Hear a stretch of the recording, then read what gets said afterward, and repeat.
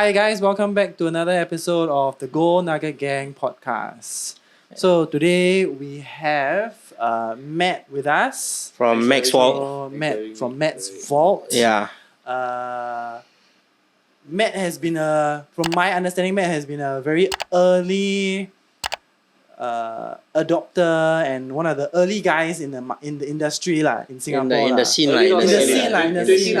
But that's when things were growing. Before the actual hype. Yeah. all the Facebook and everything. Yeah, Facebook. One of the famous people in the crowd. He's been consistent. Consistently famous. So thanks for coming. Why don't you let us know a little bit about yourself, what you're doing now, and what you up to, what are things. Correct.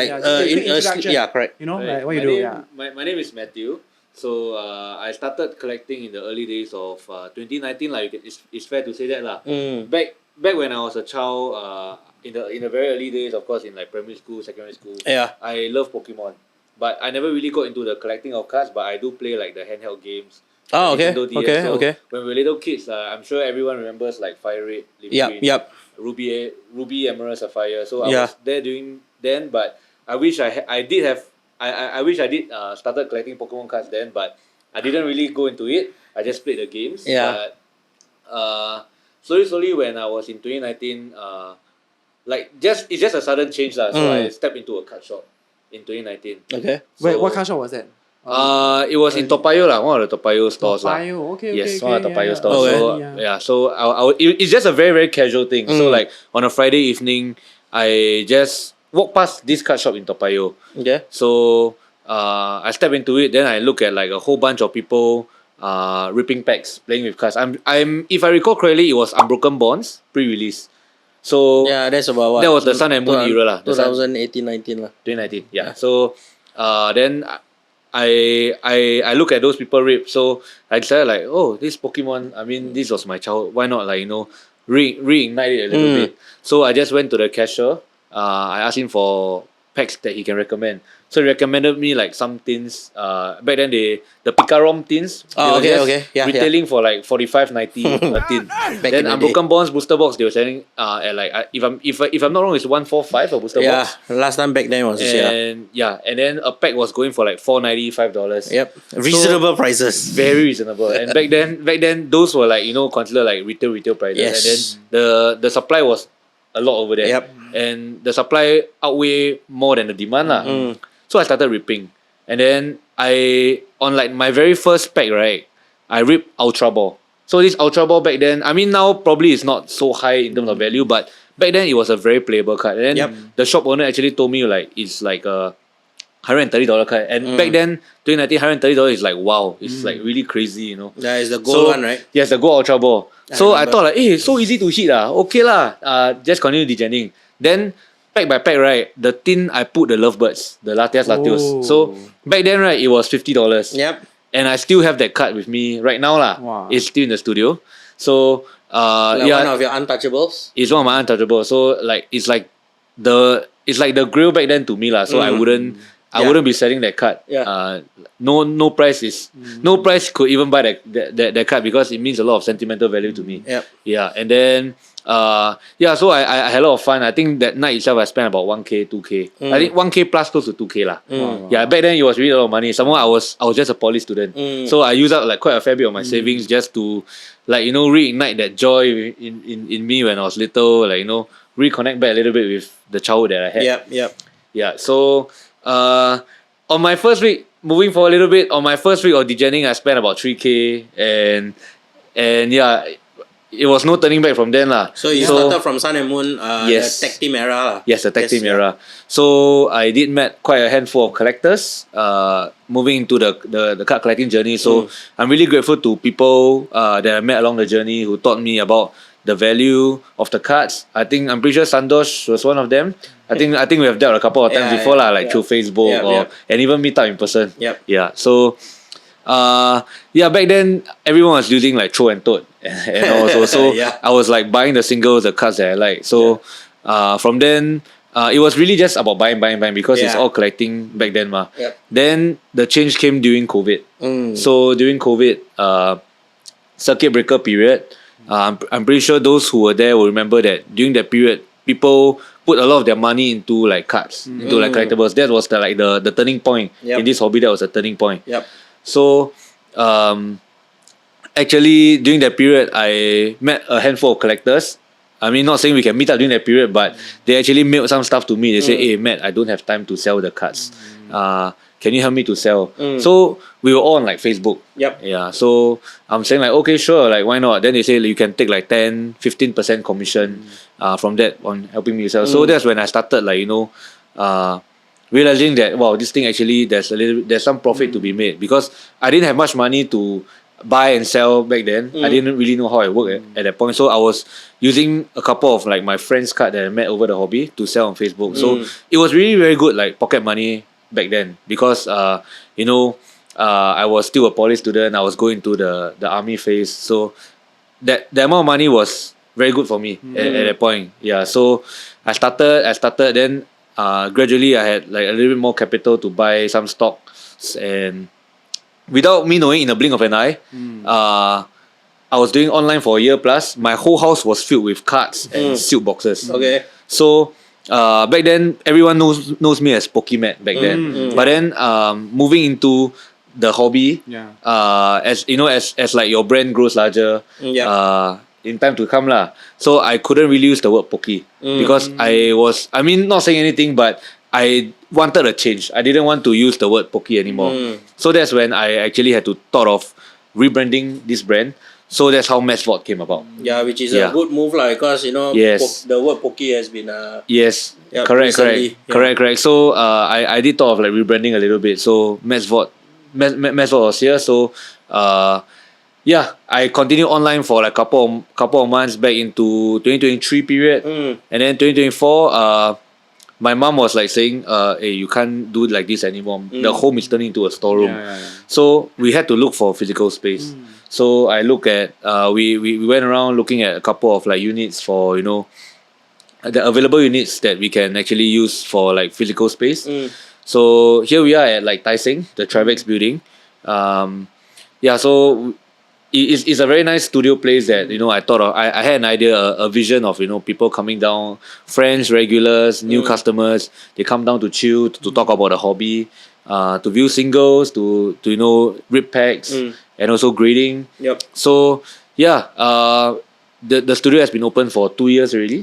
2.5 years, coming to 2.5 years because we opened in Jan 2024. Then ever since then, I'm ever so grateful to like the community, the people that I've met along the way, sharing the joy about this hobby lah. So here we are now.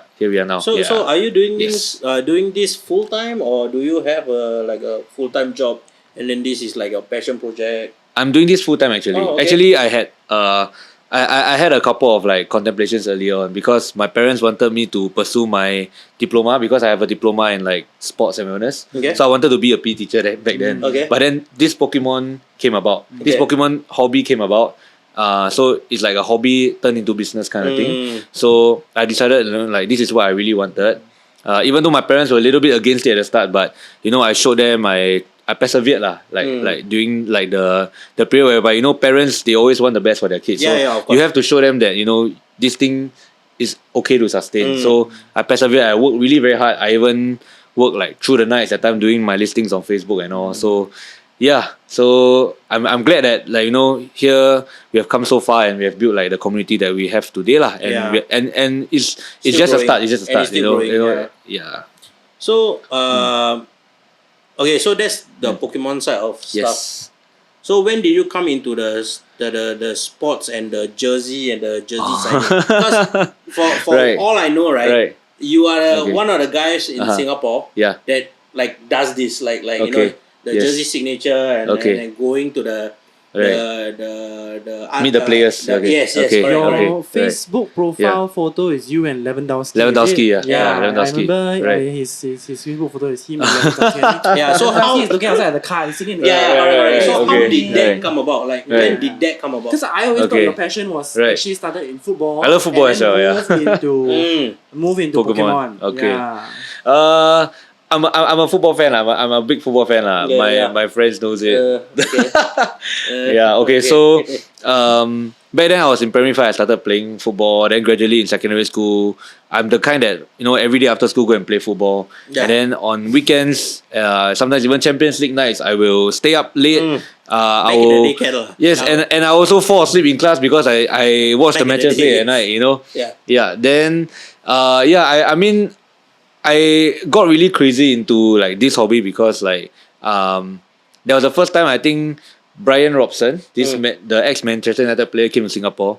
Then it was a meet and greet. So I kind of got addicted to meeting footballers after I met that once. So Lewandowski was the first one. No, Brian Robson. Brian Robson. Oh, okay, So after that I got into like when I just find joy in this lah. So like I buy the jersey or the cards. Okay. Yeah, I'll let the players sign. So it's just passion. So I feel like shook. Like shook. I get his autograph. I get a photo with him. Then after that, I met some friends along the way. They were like saying, "Hey, so and so is in Singapore. Arsenal team is in Singapore. Chelsea is in Singapore. You want to go to the hotel and camp and chase them or not?" Wow. Then I'm like, "Oh, okay lor. Like why not, ma? Like can meet them. The only thing you can lose is time only, but if you get the autograph and the photo, it's worth it." It is lah. Correct. Was there a recent team that you went to sort of get some signings from? In Singapore, recently it's Arsenal lah. Arsenal and also AC Milan and Newcastle. But I love Arsenal, so I spent a lot of time in Arsenal hotel, and I got some nice pictures with Bukayo Saka, Declan Rice, and Odegaard. So so that really like that really like so cherry on top of that. correct.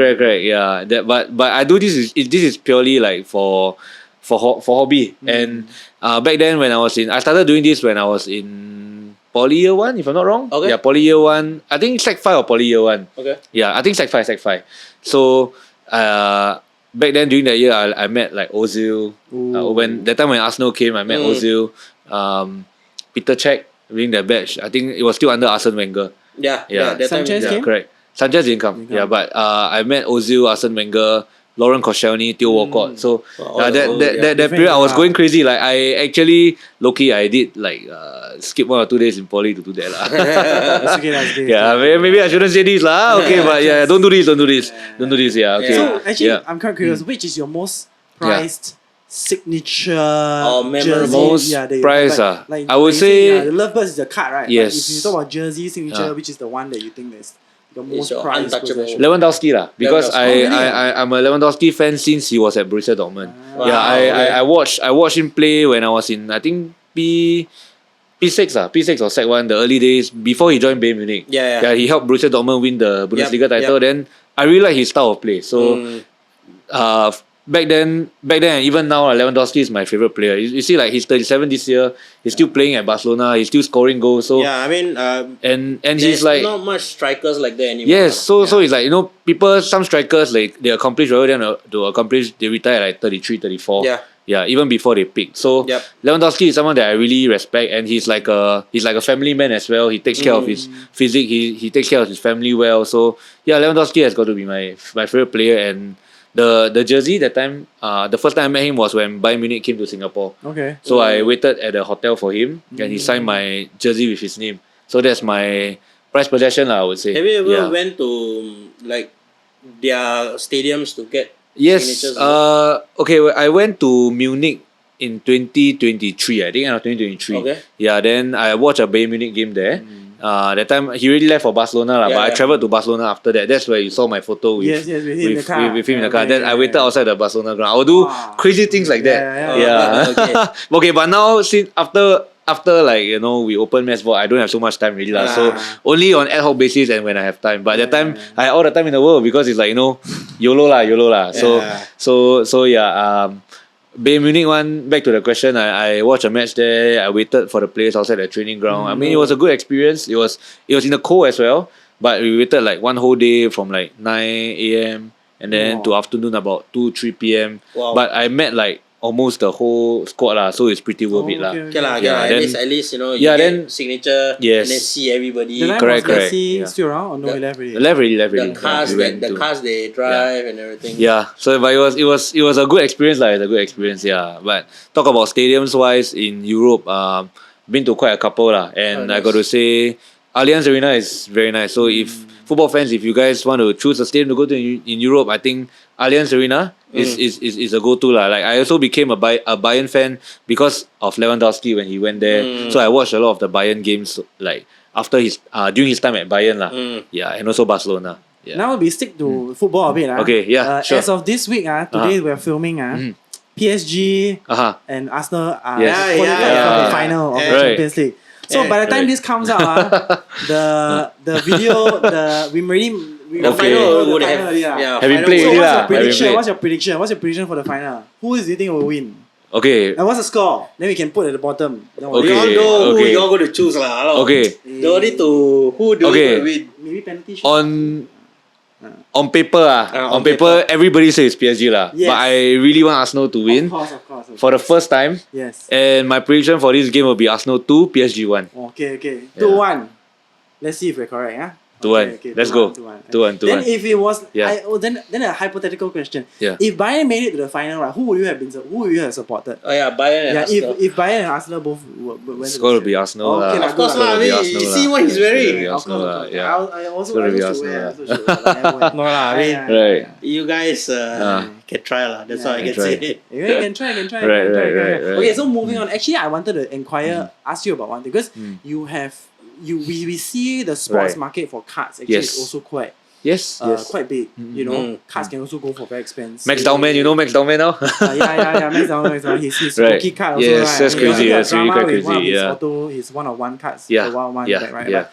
But I mean, for let's say new collectors, all right, or maybe a collector that is from the sports card area and then coming into the Pokemon card area, or maybe a person who's knows Pokemon card area but doesn't really know the sports card area. So I feel that you've got a good sensing of both because I know Max Vault also sells a lot of sports cards. You also been Couple of doing a soccer lot singles, we do. ripping the last time, and you also I remember you were one of the early guys that also at trade shows will sell sports cards. Right? Yeah. Good memory there. You got good memory. Martinelli is okay. by I bought from you, then graded. Got 10. Oh, that's sick. Nice. Martinelli Right. also good now, but anyway. It's okay lah. It comes down as a good sub lah. We need him. Right. Yes. I mean, what would you say is the difference between the two markets now in the sports card market as well as the Pokemon card market? Right. Like if somebody is thinking about, going Entering into it, what are the yeah. pitfalls? I mean, because you've been Right. experienced in these two markets for a while, right? Like, Okay. would you say one is riskier than the other? One's more fun, or what's your thoughts generally on these two markets, like the sports market and the Pokemon card market? There are like a couple of ways to go about it lah. So for sports cards, it's a little bit more niche. So I would say, the market for like sports cards is like, for example, you are a Liverpool fan, so you collect all the Liverpool. Yeah. You're a Man U fan, you collect all the Man U. So this is one thing. But if you want like a safe bet, for example, you're looking to buy like sports cards, generally I would say so talk about Singapore market. Man U, Liverpool, and now also Arsenal. Because Arsenal cards, after Arsenal did well, right, a lot of the people jump into it. Then the Arsenal cards also start to go up in price. Like Declan Rice right now, let's talk about Declan Rice for example. 41, Declan Rice at back then when he was at West Ham, right, the prices were not so crazy. Really were not so crazy. But recently it's like, he's getting like Man of the Match Champions League award. EPL, he plays like so well. He carries like the whole team. He pulls a string in midfield. The cut price of Declan Rice of an regular auto can be like from $100, it goes up to $400-500. Yeah, that's because like the demand is not really even there. graded, right? Not even graded, like raw. But depending on how low number it is lah.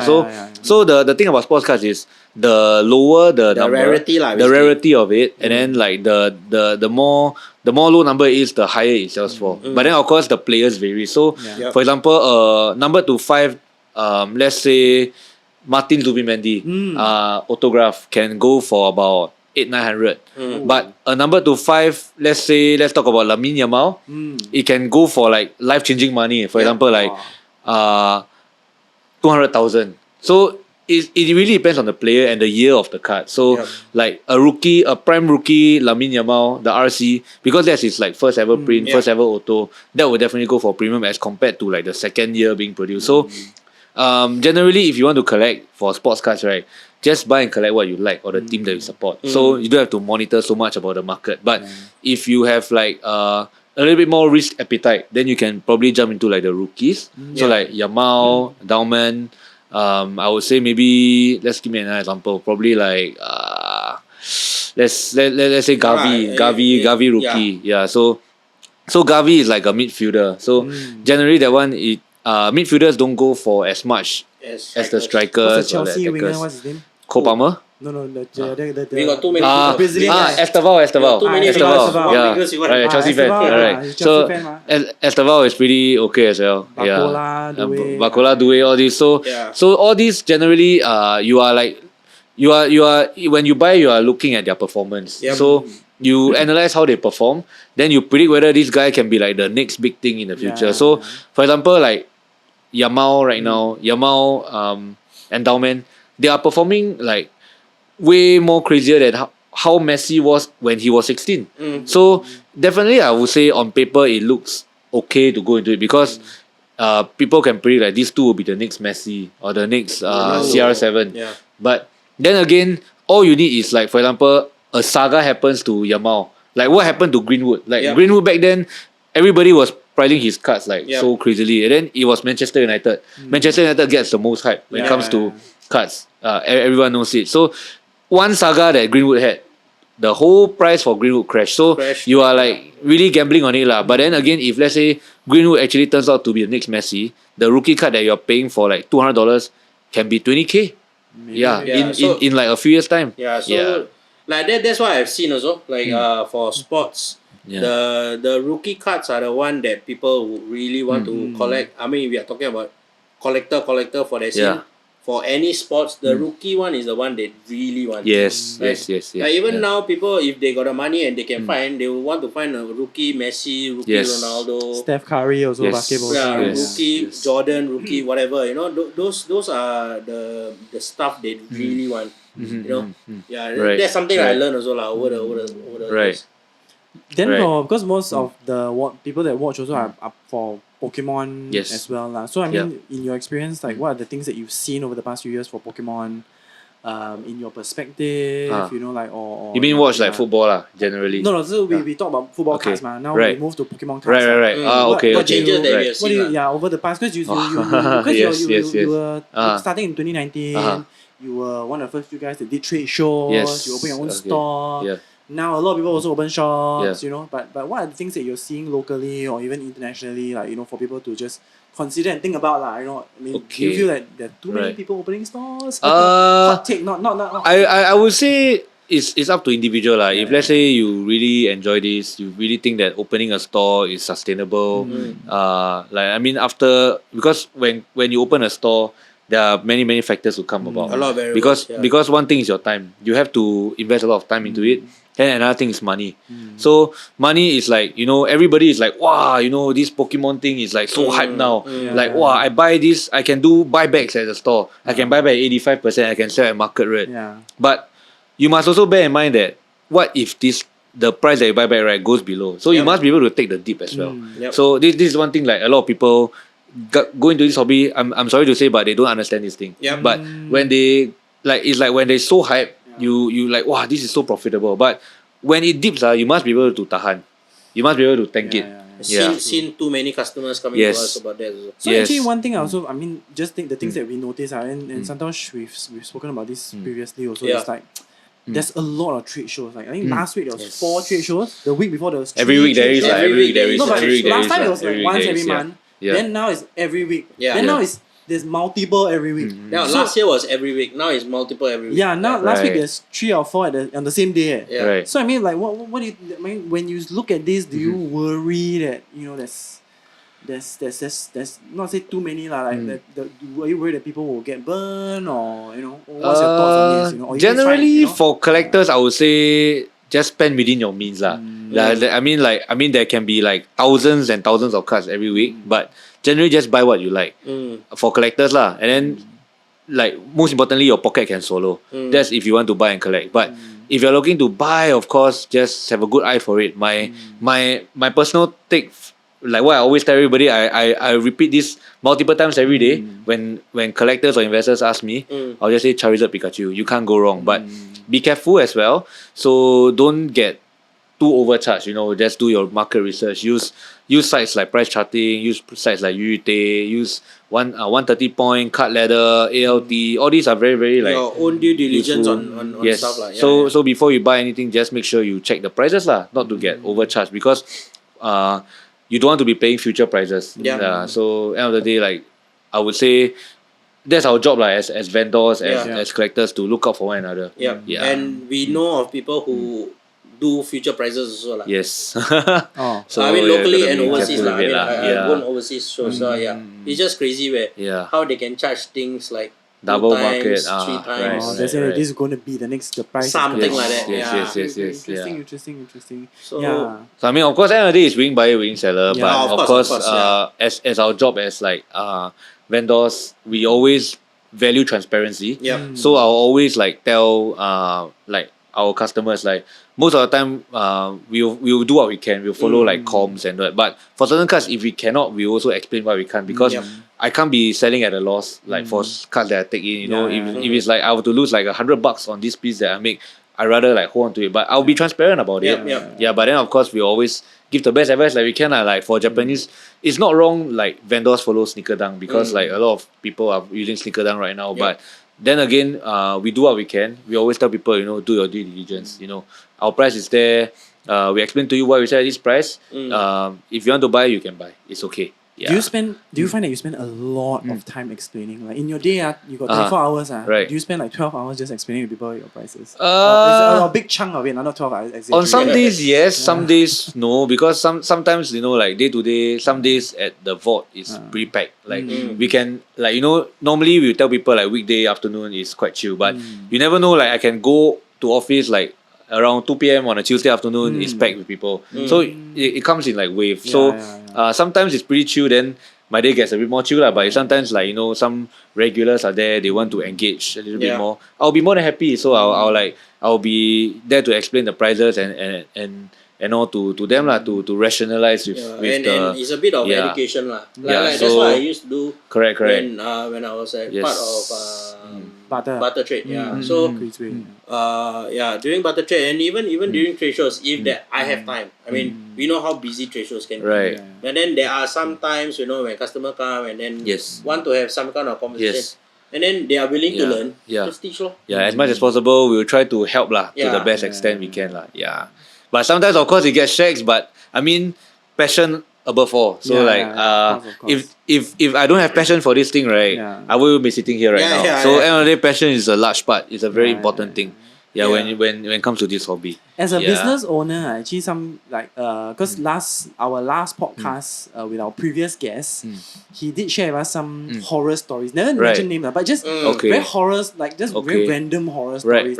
Right. What the hell is happening? It's not to say like, oh, he's not putting down people. It's just random. Because I think if you do watch the podcast, I think he was mentioning that somebody came while he was opening a pack. Somebody came behind his ear and say, "Hey bro, what do you hear?" Some weird like, there's a weird interaction that he got lah.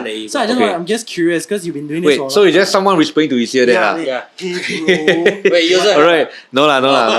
Okay. In your what's it maybe unique stories, like unique encounters that you had with. What's the most unique encounter you had with a customer or? You mean when I'm opening a pack or the customer opening a pack? No. When you're just in your dealings with customers and people that come and interact with you. Okay. People kind of talk to you about random things. Is there any unique, interesting interaction that you can think about? Whether in shop or during trade vending. shows or early days in the trade shows. Unique Okay, I would say something funny lah. Okay, it's like one of my colleagues right now. He used to be a patron at Matt's Vault lah before he actually came. So if I'm not wrong, was one of his early time in DJing. That was like the Mega Brave period, the Japanese Mega Brave. So I think the first box, right, he put like a Lily. Then he opened another box, he put another Lily. So back to back Lily SAR. So it's like wow, so easy. Then there's another like one more customer, right, that like goes to him, like they don't even know each other, right? Then start to smack his back and do like, wow, hey, Lily SAR, like so easy. Then like wow, the whole store started to burst out into laughter. So that's like one of the unique one lah. Then the only one who is annoyed, right, is the guy who actually put it because his back is so pain. Hopefully he didn't pay. So it's like one of the funny story lah. Then that's good. unique experience dealing with customers, generally, I wouldn't say so lah, because the people that come to my vault is actually they're very pleasant. I enjoy every single interaction, like, you know, be it like a big or small interaction. I mean, sometimes, like, you know, if you come down to the vault, I apologize if I'm a little bit too busy, I can't interact with you, but don't be afraid to approach like any of our team members lah. We are always more than happy to guide you, whether you need any help, be it like, you know, taking a pack from the shelf, or you want to understand a little bit more about the hobby. We always try our best to, you know, give you the best service that we can at that very point. Okay, Yeah. That's good. That's good. I think social media recently also past few days at time of filming. I think yesterday or the day before, you guys posted a video with National Heroes Son. Okay. Why don't you tell Right. us a bit about the interaction, how they came about? Iksan, and, okay. So I was quite surprised also, because I'm a local football fan lah. I started watching Iksan a little bit when he was at Young Lions. Then after that, I follow his like career into like BG, and then also I watched the national team games lah. So how this thing came about was actually at a trade show I met Safwan. I'm sure like a lot of like the local football fans they know who Safwan is. So Safwan came to my booth. He actually asked me for a price of the Celebrations Blastoise. Okay. Yeah, Celebrations Blastoise, and then alongside the two other sets. But what caught his eyes was actually Blastoise. So he asked me like, hey, how much is this Blastoise? So I told him the market price, and then he told me like, okay, Ken, I don't mind paying this to you. I said, bro, no need. You okay to trade me like your training top? Right? Your training top. I'll trade this with you, and what I want is something that adds on to my collection. You sign to Matt's Vault, you sign to Matthew, then this goes into my collection. So he was agreeable to it, and back then it was like the national team games at home. So he was available to travel back from Selangor to actually interact with me and meet me and to make this happen. So yeah, I'm sure some of you guys who follow our IG, you have seen the interaction that we actually went to the national team hotel. We met Safwan, and he traded us, and I'm very grateful for that lah. Yeah, I'm very grateful for that. So he traded us his national team kit for the Blastoise card. Yeah, then he topped the remaining in cash for brother price. So yeah, I'm like actually really quite starstruck that someone who I really enjoyed watching since like Lions 12 days. I was a Lions 12 season ticket holder, and the national team, like someone who I actually admired watching grown up become my customer and now a friend. Yeah, so after that I think Iksan got to know about us through him, to Safwan. So Iksan reached out to us on IG and said like, hey, hi bro, got any cards like evolutions that you can recommend? You know, so I'm like, hey, bro, I'm more than happy to like recommend you a little bit. So yeah, we talk casually on occasions when he's free, and whenever he has any questions, I'm happy to help him out on the hobby lah. Then recently on one of his day off, he came by to the trade show at Expo. Last week, right? Yeah, last week. So yeah, from there we interacted, and likewise I traded a EVAR slab for one of his top lah. Yeah, that he's gonna like sign for us. So yeah, from then it was a short interaction. Like I also brought him around the show to meet like my other fellow vendor friends that I intro him to. So yeah, he's like he's quite into the hobby now lah. So yeah, I told him a bit about, you know, what you can collect. Like EVs, you also can't go wrong. So yeah, from then we became friends also lah. Yeah. I remember last week when, because my guys were at the show, right? Right. He said, hey, he bought something from like, hey, yeah. So and so bought. Oh, okay. Yes. Yeah. I was shocked also lah, but I mean Singapore, right? Went to your booth, then a couple of others as well. Yeah. It's quite fun. So other than football and Pokemon, what other things do you collect? Generally, my main two is of course food and Pokemon, but then I also like One Piece a little bit. Okay. Like One Piece, I don't watch the anime, but I collect, like, you know, some of the arts are really very nice, like the mangas, and then those exclusive ones like you know, they released the Dortmund One Piece exclusive card. So I really like that because like I'm a football fan as well. So that one has some attachment and sentimental value to me. So I do keep like a couple of the PSA 10s. I graded them. Then it's in my collection now because that one is something that I can relate to. And then also like the Luffy, the one with I think the Dodgers game one. Yeah, the baseball one. I do have one of that as well. So that I mean I like the art on that. Then I believe like these kind of exclusive promos, right? They are good to keep because they will definitely go up more in future. So it's good investment value as well lah. Correct, yeah. So a little bit of One Piece lah. I think these 3 is a little bit more. It's more than enough to take up That's true lah. my time already lah. Yeah. Because the other time I went to your place, you also got all those other pop culture stuff also, right? You had Star Wars and stuff also, right? Star Wars ah. Was it Star I Wars don't or think so. But I baseball? went. Do you I have bought. baseball? I bought a little bit of the comics. Like when I went to a comic store like recently, I did buy some comics that I keep because okay. I like the design of it. It's like quite nice. So it's just for personal collection lah. But the main ones that I'm into is just football, Pokemon, and then a little bit of One Piece at the side lah. Sorry. Not Star Wars. Disney. I mean, Disney. Disney stuff. Disney, no, I'm not really into it. But then again, I remember seeing it. At the store, so we just take it because maybe sometimes customers, like parents, they bring their kids, their daughters, the daughters like Disney products. So we try to as much as possible to cater to like everyone like to everyone who likes collecting cards lah. Yeah, correct, right. I mean, I really don't make much, like by selling a box of Disney. Probably I just make like a couple of dollars and that's it. But I mean, if I could bring this product to let my customer be happy, why not? Yep. Right. So what other things that you have in your store that is a bit different from the other stores that we have in Singapore? Okay, a little bit different. We do have our PC section as well.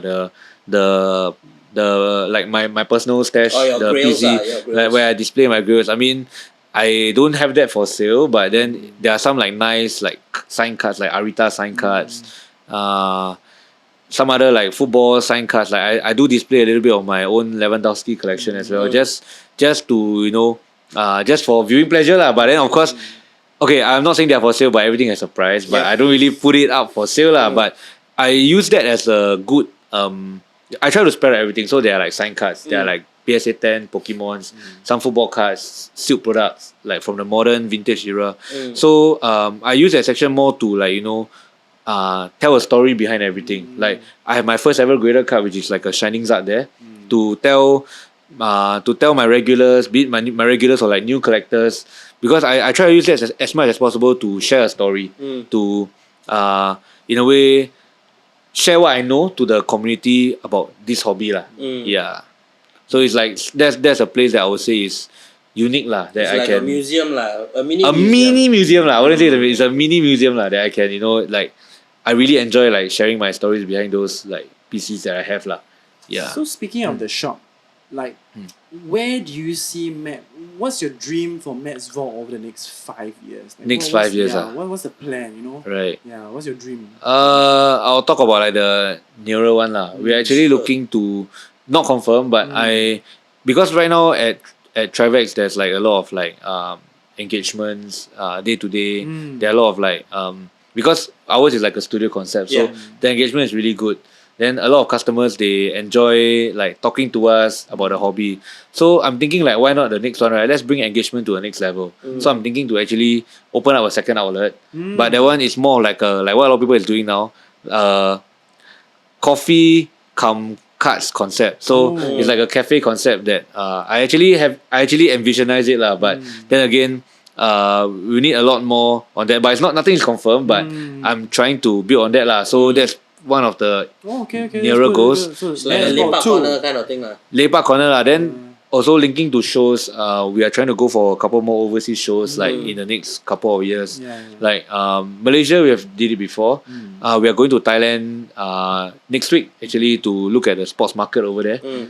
Roberto Baggio will be going for that show. So I'm really excited to meet Baggio over there. So sad for his World Cup. Yeah, man. Yeah. So in Thailand, then probably one more in Europe. Europe also we have been before lah. The Netherlands one. So probably one more in the States.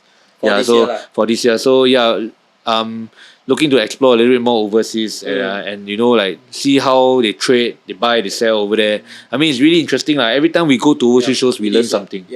So totally I'm really grateful that I've actually found this lah, and to build on it, to build more on it. So what would be future, the signature drink or food that's going to be at Matt's Vault 2? Like in your mind, like Signature what's your drink, key dish or drink that you want to make? I'm always a fan of ice americano. I need at least 2 to 3 cups of ice americano a day to keep myself being functioned. So I would say americano will be my go-to, but for the public, probably maybe like some nice pastry, some a cup of cappuccino would be good. Yeah, probably a cappuccino, but because not everybody likes americano, like americano is very bitter. There's no milk added to it, so. Yeah, but of course, my dream drink will be americano lah. Yeah. Kopi O Kosong. Kopi O Kosong Peng. Yeah, Kopi O Kosong Peng. You can name it lah. Maybe have something Pokemon related. The concept of like Sakurai. The concept of like Japan Pokemon Center, that one is quite unique. Like they actually do the Pikachu, the drawing on the coffee. So that would be nice. That would be nice for if we were to look at like cafe card concept. That would be really good to have lah. Okay. Is there any I know everything is still in the works lah, planning, but is there any area that people should keep a lookout for? If they stay in this particular area, they should maybe keep this lookout for east, west, north, south, east, west, JB, I don't know. You mean like like neighborhood area you're playing, you're thinking about which location, area? even though it's like you think in east side, west side, north side, central? Probably somewhere central to west lah, because our side is nearer towards the east side because it's Tai Seng area. Really, so I'll be looking to spread out a little bit more lah, because I can't be having like 2 together near Tai Seng area. It doesn't make sense. It defeats the purpose lah. So probably somewhere either like central or like the west side area lah. Okay. So keep a lookout lah if you stay in the west / central. Nothing is confirmed but just an idea. Keep a lookout. Always update. Look on what's the Seth Liu blog. See whether there's any upcoming ones. Right. New coming every month. Refresh. I mean, there's a lot of things coming up for you also lah. Right. Yeah. So. Exciting things lah. Things lah. I mean, stay tuned. Stay tuned. Stay tuned. Yeah. Is there any other things that you do collect, but then you just very low key on it? Low key on it lah.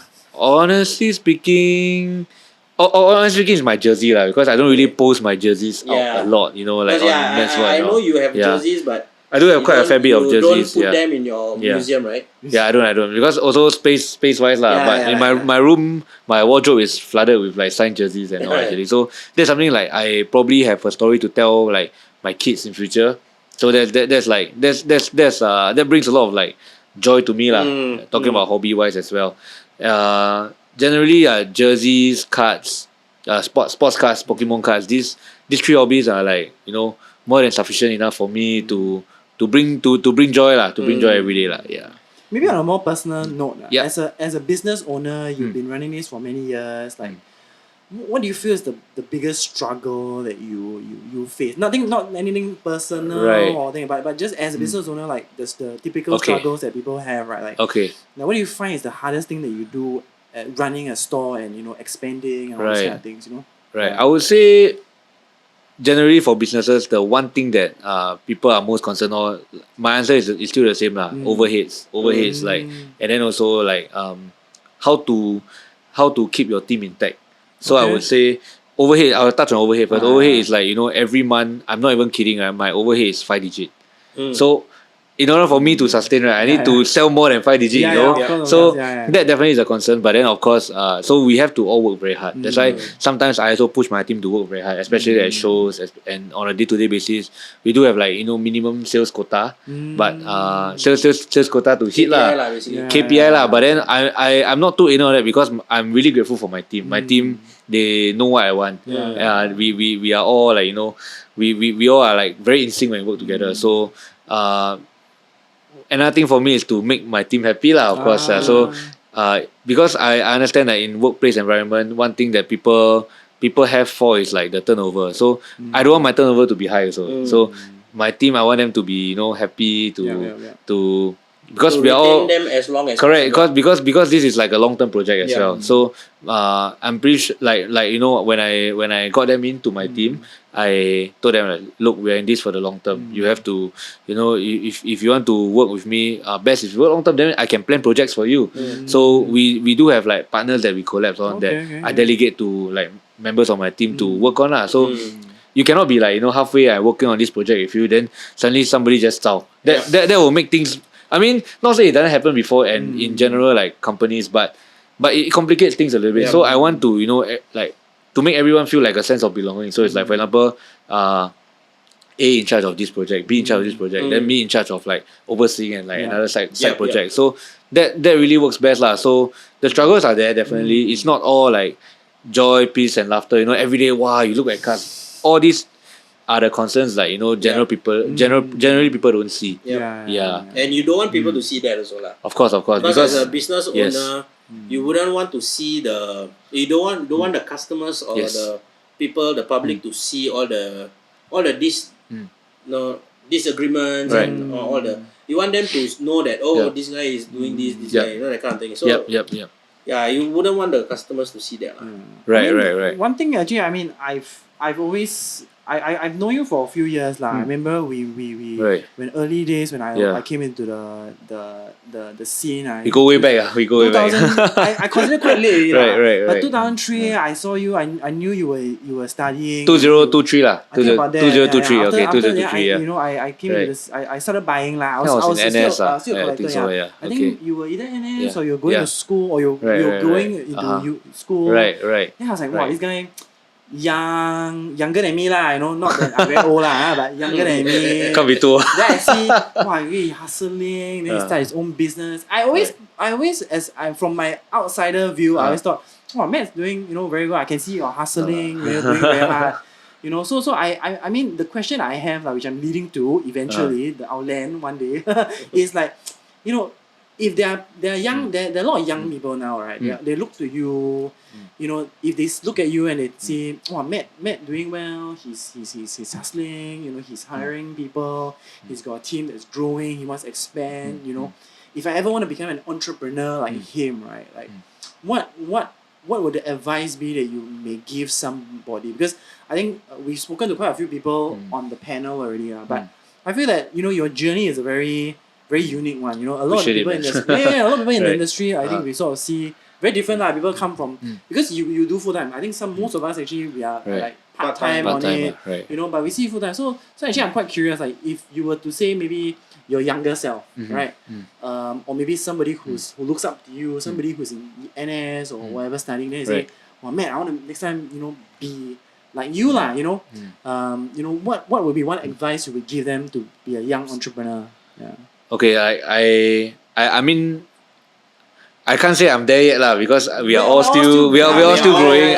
This journey is far from over. But then again, I'm very blessed to be able to find a passion that I like lah. Like Pokemon, you know, Pokemon is something that I really love since young, and this, like, you know, never have I thought that this thing could turn into a business.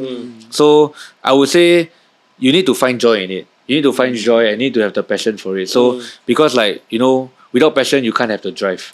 Like, honestly speaking, I was just having this conversation with one of my regulars yesterday who dropped by, and he said like, wow, I really appreciate you, you know, after work hours, because we close at 9. So he was there at 10, and he said, I really appreciate you staying back with me. I say, honestly speaking, right, I told him, if I don't have passion for this, I don't like this, right, you tell me, like, from dealing this deal with you, I can earn $2,000 or $3,000, I won't even do it because I don't like it.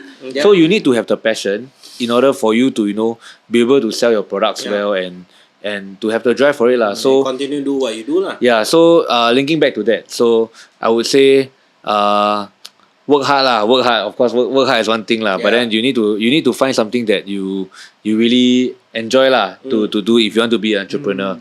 So you need to understand the product well, to know the product well, to work hard, and then of course never give up lah, even when the times are tough lah. When you are when you are down, pick yourself back up, because I do suffer loss as well. I do suffer losses at times as well. Like sometimes, you know, like you buy the silk product high, then you can't sell on time. You have to take a loss when the market starts to dip a little bit. You have to tahan. So it's like they always say when people throw you buy. But then of course that's one thing. But when of course don't over splurge your cash flow on something that is beyond your means lah. So of course watch your budgeting. That's one thing. And then of course you need to find joy in it lah. And then work hard lah. Don't give up when the times are tough lah. Yeah. Okay, so anybody who's young, Aspiring. student, NS, want to be like Matt, in his 20s, opening his second outlet soon, expanding globally. Right, we're not fluffing here. These are facts. So these are good steps that you can consider and think about. Yeah. So I mean, we kind of like talk a lot of stuff already. Is there any other plans that you want to like plug in for your upcoming stuff and want to share? Plans right now the immediate plans are just shows and our day to day lah. Like I would say we are really quite okay right now on going for shows on a regular basis and our day to day sales and all lah. So it's okay. So but what's your next big show? Next big show Would this you like to weekend. This weekend is Cardex lah. This weekend is Cardex. Then after Cardex there will be the Thailand one. I would say every single show is pretty big because we try to go for as much as possible like the bigger conventions. So because there's like a more there are bigger communities there, then we can engage more over there. Thailand is one that I'm excited about as well. The MBS one that's upcoming, and then of course SG Card Show that will be there at SG Card Show as well. Yeah, because there are many like foreigners coming for SG Card Show, so always happy to make deals with foreigners and engage like the community lah. Yeah. Actually, I want about the international shows, just to touch on the international shows. Like, because I went for TCG KL 2 years ago. It was just me and put my stuff in my bag and then carry on luggage and go up. But I mean, I'm sure you all have a lot of things to prep to go for international shows. What are some of the things that you all typically have to do? Like how much prep time you all need? Like what do you all consider to bring? Like do you always typically like say, I bring steps more, I bring cards more? Shipping is a problem. We need to be GST. Like, what are some of the considerations that you typically will have when it comes to? We always declare tax lah. We always declare tax. I mean, we sometimes we ship back the stuff as well. So it's not too much of an issue for that. But then again, it depends on how much or how well you want to do in the show. So like for example, your mindset is like, hey, this show you take it chill. Then okay lor, you bring like a couple of binders. There's a handful of slabs to just test out the market over there. That's fine. But if you really want to do well, then have to bring more inventory lah. Have to bring more inventory down. Then, like the Netherlands one that we did that time was pretty okay. Like I actually sold out like a whole bunch of ARs over there. Oh, okay. Yeah, like I sold like about 800-900 pieces of ARs over there because like the people there, the buying is a little bit different because like they look at like the cuter stuff, the low end stuff, as compared to like Singapore. It's just like wow, everybody want like the high end. So over there, like the low ends move quite well. Yeah, then. Actually different countries got different correct. So it's great lah. I it's the first time like I'm having a show at Europe. Then you deal with Europeans, like you see their culture there and all. So it's a very very unique experience lah. Yeah. Okay. I guess to sort of close off, maybe one sort of question I'm curious about is like, where is your dream country that you want to sort of go to and do a show next? Okay, I would say I would say I'm probably living in the past lah because a lot of vendors have already done it. US. Because you guys might be surprised. I have never been to US before. Europe yes for football and all, but I've never been to US before. So probably one of our goals this year or probably early next year will be to vend in US lah. Any specific card shows or anything in US? Nationals is pretty big lah. So I'm probably looking at Nationals or like the Miami card show, the one that I saw quite a fair bit of content. Some footballers will be there at times as well. Ooh, and who knows, Miami, Messi might just come by the card show. You never know this kind of thing. So I'm US will be the dream lah, the immediate dream for us lah for overseas shows. So we'll wait. We'll wait your Instagram post about. We'll do some good content when we're there. Yeah. I mean, so I think the viewers have a good understanding of you, what Matt Vault does, what the things that you've been trying to sort of work on and your future plans. But is there anything else you'd like to share with the viewers about, about Matt's Vault or about yourself or anything you want to sort of share with us? Before we close it off. I mean, our studio is located in Tai Seng. If you are if you happen to be around the corner, or even if you're free anytime, feel free to drop by. We will be more than happy to guide you, to help you. You know, we have helped many people who just started the hobby. Be it you just started the hobby, be it you're halfway through, you're looking to, you know, from low end move to high end. We'll be more than happy to, you know, guide you and help you out to the best we can lah. I'm not saying we are perfect, but we'll help to the best we can. And yeah, you come there, not just you don't need to buy anything, man. Just feel free to come for a cup of coffee, a chill drink. You know, that's fine. Yeah. Americano. Yeah, Americano is good. Yeah. So yeah, really thankful for the community. I'm looking forward to meeting everyone lah at our studio and future shows as well. Yeah. Yeah, sounds good. Yeah. Thank you very much for coming. for Hey, thank you, bro. Appreciate it. Yeah. You don't know how we talk. Actually, we talk almost 1 hour. Yeah. Time flies when we're having fun. the vibe is good lah with the right group of people. So Yeah. I mean, thank you very much for watching. Thank you. Thanks, Yeah. Matt, for coming. Yeah. Thank you. Hopefully that Yeah. we get the score prediction correct for the 2-1, yeah. 2-1. We'll clip this. 2-1, yeah. Okay. After doing, No lah, penalties lah. penalties. maybe I'll go to Trivex and do a parade. We do Trivex. Okay. Yes. Fans to Yeah. go and, hopefully we don't lose. But anyway, yeah. But Okay. thank you very much Thank for you very watching, and much. we'll see you at the next episode. See you. Bye. See you. Thank you.